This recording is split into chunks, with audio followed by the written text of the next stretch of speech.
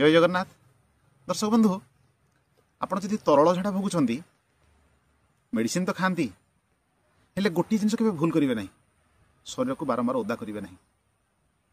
कहीं जानते जदि शरीर को आम अधिक ओदा करवा ना, झाड़ा है समय आम शरीर पेटरे थिबा विकार को निष्कासन करने फाइट कर चलता है, जहाँकि आम प्रकृतिर गोटे स्वतंत्र उपचार। से समय आमर समस्त लोमकूप उन्मुक्त थाए। आम जदि ओदा हवा, जदि शौच बाहाना आम जदि गाधेबा, तेबे आमर रोग भल होगा जगार अधिक बढ़ी जाए। तेबे गोटे जिनस मन रखु, तरल झाड़ा हो बा नाल झाड़ा हो, आपण हाथ को साबुन धुंतु, सुखिला परिष्कार चपल पिंधि लाट्रिन जातु, किंतु शरीर को ओदा करंतु नहीं जेपर्यंत झाड़ा भल न होइछि।